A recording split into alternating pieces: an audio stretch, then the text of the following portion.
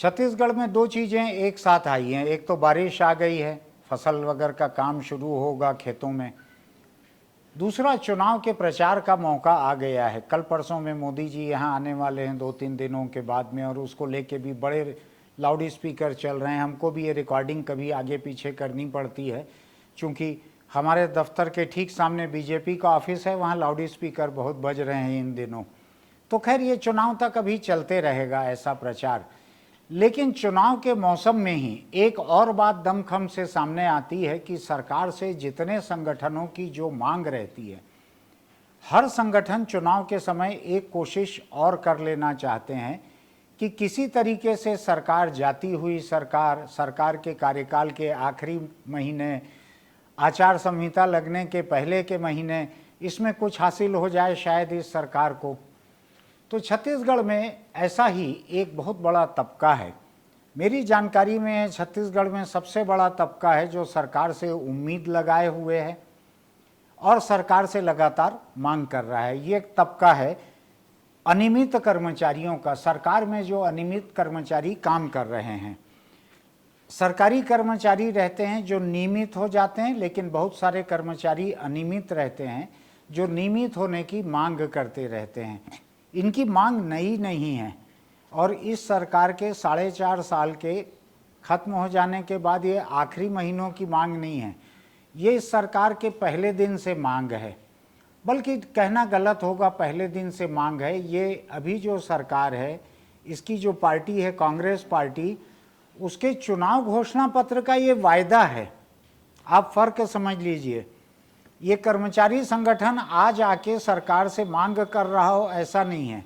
इस कर्मचारी संगठन ने सरकार के पहले दिन जाके मांग की हो वैसा भी नहीं है। ये खुद कांग्रेस पार्टी का वायदा था, ये कांग्रेस पार्टी का घोषणा पत्र का वायदा था कि सरकार आएगी तो रिक्त पदों पर अनियमित कर्मचारियों को नियमित करने की प्रक्रिया शुरू करेगी। आप समझिए जरा, मैं मांग कर रहा हूँ ये अलग बात है। सरकार सत्ता में आने के पहले सत्तारूढ़ पार्टी जो बनने जा रही है, वो अपने घोषणा पत्र में लिख रही है कि राज्य सरकार के सभी अनियमित कर्मचारियों को रिक्त पदों पर नियमित करने की प्रक्रिया शुरू की जाएगी। 4.5 साल ही हुए हैं अभी सरकार को, कुल 4.5 साल हुए हैं। हो सकता है कि आगे ये प्रक्रिया शुरू हो। अभी बहुत दिन है सरकार के पास, तकरीबन 100 दिन अभी बाकी हैं आचार संहिता के पहले। सरकार कुछ भी कर सकती है। सरकार हो सकता है कि इन 100 दिनों में छत्तीसगढ़ संयुक्त अनियमित कर्मचारी महासंघ, इस बैनर तले जितने अलग अलग कर्मचारी संघ इकट्ठे हुए हैं अनियमित कर्मचारियों के, करीब 2.25-2.5 लाख कर्मचारी हैं ऐसा उनके कर्मचारी नेता का दावा है। 2.25-2.5 लाख कर्मचारी हैं अनियमित, जिनको नियमित करने का वायदा प्रक्रिया के तहत रिक्त पदों पर करने की बात खुद सरकार ने सत्ता में आने के पहले से अपने घोषणा पत्र में की थी कांग्रेस पार्टी ने। अभी तक नहीं हुआ है 4.5 साल में, लेकिन सरकार ताकतवर है, भारी बहुमत है उसके पास। छत्तीसगढ़ की विधानसभा में इतना बहुमत किसी पार्टी का कभी नहीं रहा। सरकार अगर चाहे तो अभी कर सकती है। ये बात इसलिए उठ रही है कि 18 तारीख से, आज से ठीक 15 दिन के बाद, छत्तीसगढ़ विधानसभा का 4 दिनों का एक सत्र होने जा रहा है। छोटा सा सत्र है, हो सकता है कि ये आखिरी सत्र भी रहे इस कार्यकाल का 5 साल का। उस दौरान छत्तीसगढ़ संयुक्त अनियमित कर्मचारी महासंघ, इन्होंने विधानसभा के घेराव की घोषणा की है, प्रदर्शन की घोषणा की है, मुख्यमंत्री मुख्य सचिव को लिखकर चेतावनी दे दी है, सूचना दे दी है, रायपुर कलेक्टर से इजाज़त मांगी है प्रदर्शन करने की, चूँकि राजधानी है रायपुर। तो अब हमको ये समझने की ज़रूरत है कि कांग्रेस पार्टी ने चुनाव लड़ते समय सभी तबकों का समर्थन पाने के लिए जो काम किए थे, उसमें से एक काम था घोषणा पत्र में इसको शामिल करना। मेरी इनके एक कर्मचारी नेता से बात हो रही थी, मैं अभी आपके सामने उनसे बात करता हूँ। तो छत्तीसगढ़ संयुक्त अनियमित कर्मचारी महासंघ के प्रदेश अध्यक्ष हैं रवि गढ़पाले जी, नौजवान नेता हैं, वो यहाँ पर हैं। सारे दस्तावेजों के साथ हैं। उन्होंने मुझको एक एक कागज़ दिखाकर सहमत कराया है अपने तर्कों से कि कांग्रेस पार्टी ने और इस सरकार ने इनके लिए क्या क्या वायदे किए थे, कब कब क्या क्या किया था। रवि, आपका स्वागत है हमारे इस कार्यक्रम में। जी, बहुत बहुत धन्यवाद आपका। आप लोग जो ये आंदोलन करने जा रहे हैं विधानसभा को घेरने का, सरकार के पास बहुत सारे बड़े बड़े टीन हैं, 20-20 फीट ऊंची दीवार जो है चारों तरफ विधानसभा के लगा देंगे। आप जा सकें न जा सकें, ऐसी किसी दीवार तक भी चले जाएंगे तो लोग मान लेते हैं कि लोकतंत्र में प्रदर्शन का ये एक तरीका है। तो ये जरूरी नहीं है कि आप विधानसभा बिल्डिंग को ही घेरें, जहाँ जहाँ रुकावट आई है वहाँ तक भी आप पहुँच जाएंगे तो बड़ी बात रहेगी। आपको क्या लगता है कितने कर्मचारी यहाँ पहुँचेंगे? मैं आपको बताना चाहूँगा, अभी जो हम लोगों ने हड़ताल के लिए एक लेटर जारी किया था जिसमें 18, 19, 20, 21 को हम घेराव करने वाले हैं। वर्तमान में 37 संगठनों के 2,33,000 लोगों का हमको समर्थन मिल चुका है, वो भी लिखित में। उनके सारे प्रदेश अध्यक्षों ने अपने अपने लेटर हेड से मुझे समर्थन दे दिया और अभी भी लगातार समर्थन आ रहा है। ये 2.5 लाख से ऊपर लोग की समर्थन मेरे को मिलने वाली है। तो ये लिखित समर्थन आंदोलन रहेगा कि यहाँ पे भौतिक रूप से सशरीर भी आएंगे? सशरीर पहुँचेंगे और मुझे लगता है कि 25,000 की संख्या में लगभग पहुँचेंगे। ऐसा? जी, चलिए ठीक है, हर किसी का आना मुमकिन नहीं रहता है, बारिश का भी वक्त है, कहीं रास्ते बंद रहते हैं। अब मुझको ये बतलाइए कि जो अनियमित कर्मचारियों को नियमित करना, ये सारे के सारे कोई अभी तो भर्ती हुए नहीं है, हाँ। ये तो बरसों से काम कर रहे हैं। जी। पुराने लोग कितने समय से अनियमित हैं? मैं आपको बताना चाहूँगा, कई ऐसे लोग हैं, अगर सबसे पुराने की बात करें तो कई तो रिटायर भी हो चुके हैं। अनियमित के अनियमित रहते रहते रिटायर भी हो गए। हाँ, तो ये सरकार जो है पहली सरकार नहीं है जो अनियमित को नियमित नहीं कर रही है। इसके पहले की भी सरकारों ने ऐसे ही काम किया है। बिल्कुल ऐसा है जी। तो पहले की सरकार 15 साल की रमन सिंह सरकार थी, उनके पास कार्यकाल ज्यादा लंबा चौड़ा था जी। तो उस समय उस सरकार का क्या रुख था नियमित करने के लिए?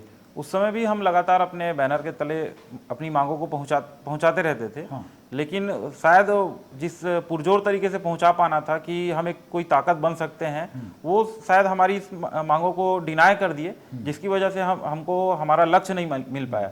हाँ, लेकिन हम कांग्रेस पार्टी उस समय विपक्ष में थी, उनको ये बता पाने में कि हमारा एक बड़ा तबका है, तो उन्होंने समझा कि हाँ, ये एक बड़ा तबका है और एक पीड़ित, शोषित, और इस कुप्रथा को खत्म करना एक बहुत ही निहायत और जरूरी काम होगा। तो कांग्रेस पार्टी ने उसको एक्सेप्ट किया।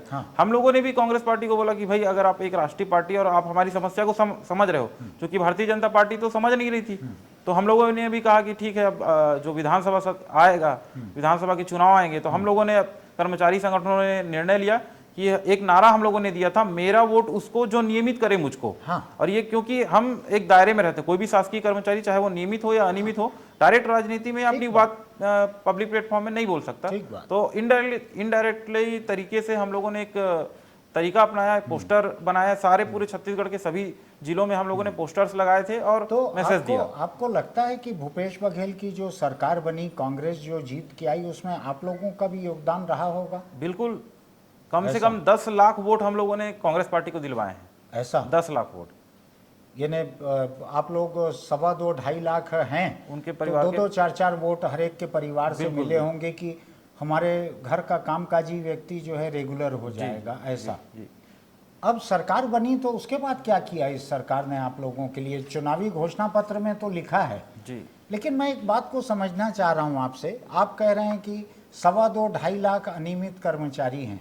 कांग्रेस पार्टी ने अपने चुनावी घोषणा पत्र में लिखा था कि रिक्त पदों पर नियमित किया जाएगा। जी।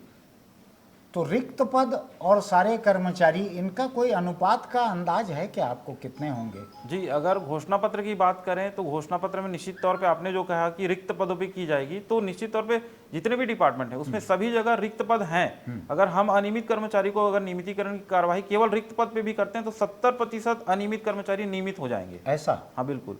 तो अभी 4.5 साल में कितने हुए हैं? अभी तक एक किसी को नहीं किया गया है।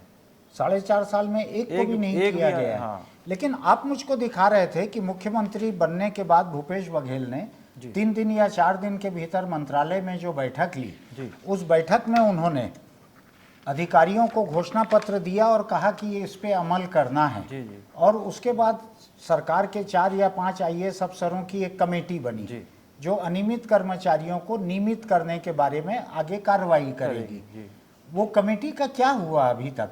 जी, मैं आपको बताना चाहूँगा कि माननीय मुख्यमंत्री जी हमारे मंच पे आते हैं, हम लोगों ने एक सम्मेलन बुलाया था। अच्छा। उस सम्मेलन में खुद छत्तीसगढ़ संयुक्त अनियमित कर्मचारी महासंघ का वो मंच था। उस मंच में माननीय मुख्यमंत्री जी बाकायदा प्रोटोकॉल से वो आते हैं और आने के बाद उन्होंने कहा कि ये साल किसानों के कर्जा माफी में गया है, तो बजट हमारे पास है नहीं और कोई भी सरकार बैठ जाएगी तो नियमित नहीं कर पाएगी, क्योंकि 10,000 11,000 करोड़ रुपए कर्जा माफी में गया था।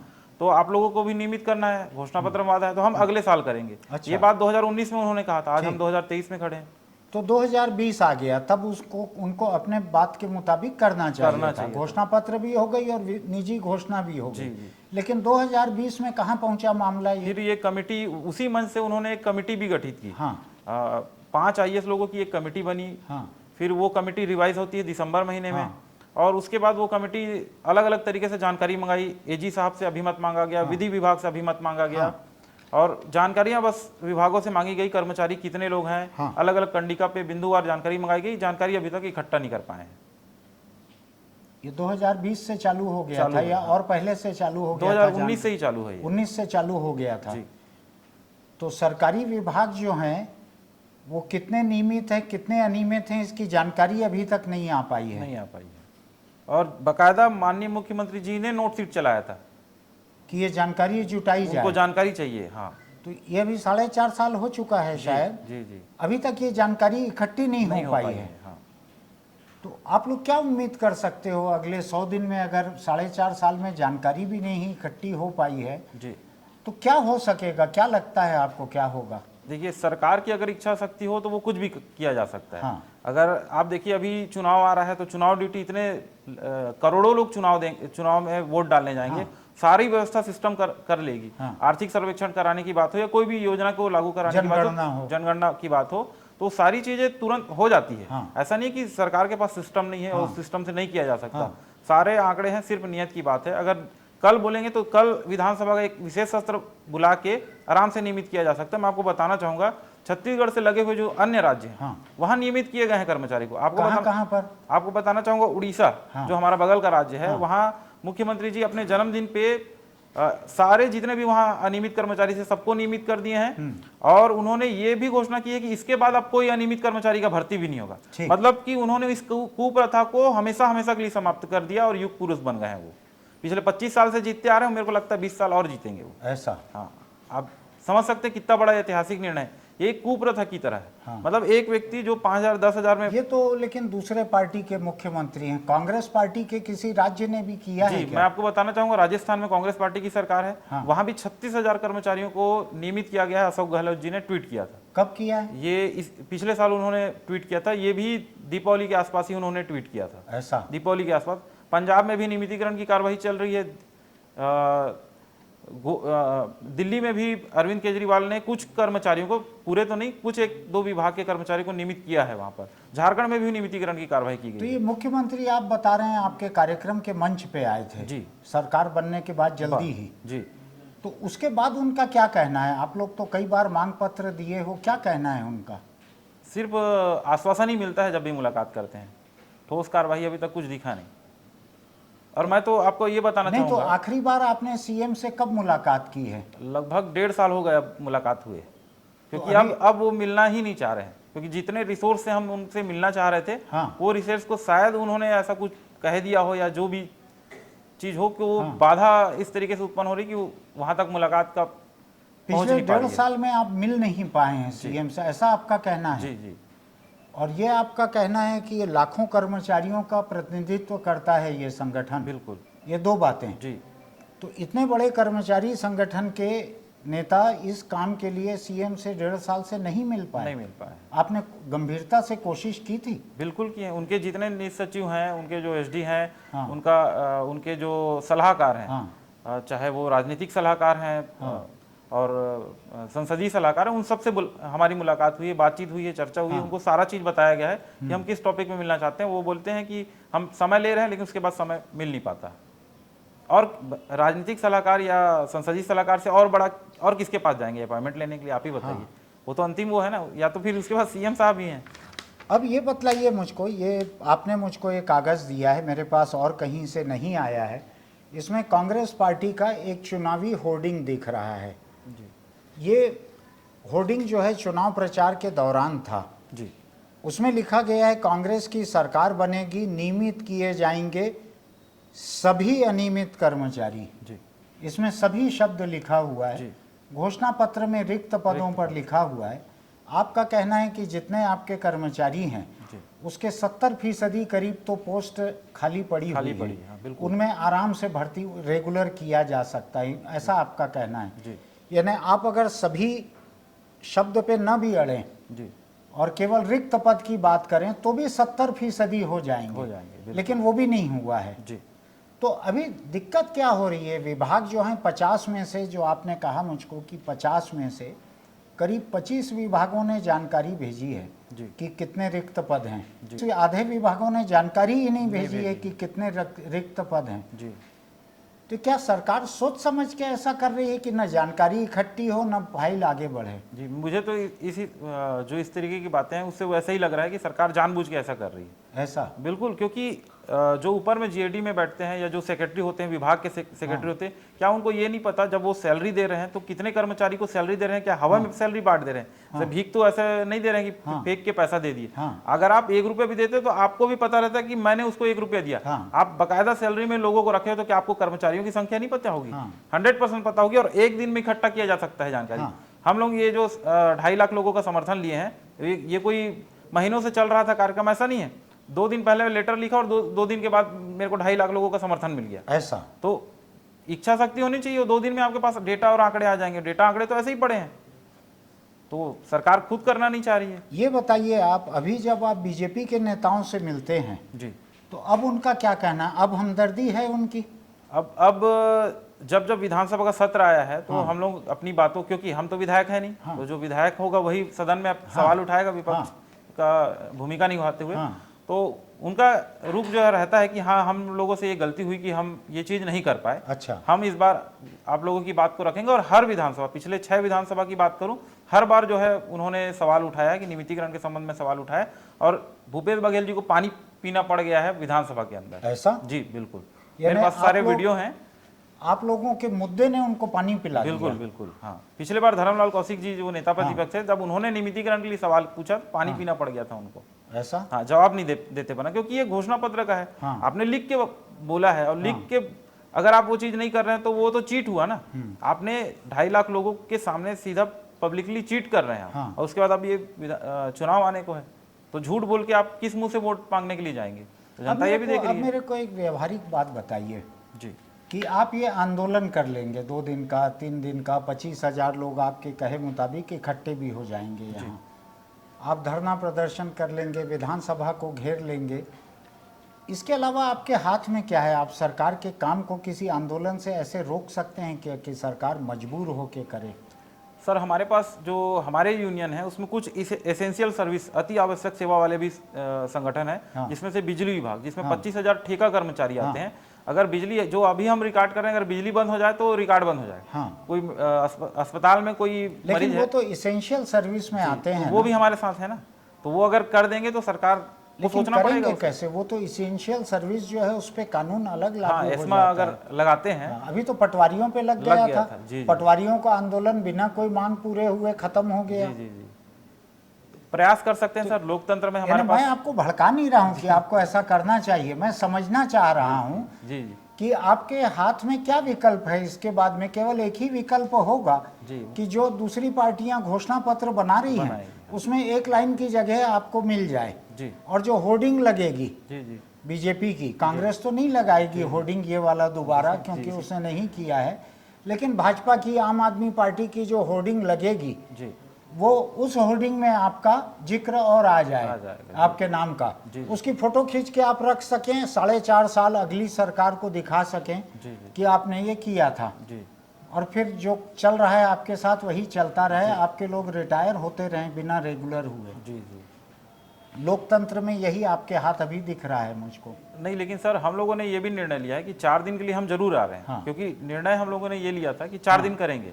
लेकिन वहां पर जब लोगों की उपस्थिति होगी और लोगों की माइंडसेट क्या है, तो माइंडसेट को देख के फिर हम लोग आंदोलन का स्वरूप भी चेंज करेंगे। ऐसा नहीं है कि केवल 4 दिन की और उसके बाद वापस जाना बस्ता लेके, ऐसा कुछ नहीं है।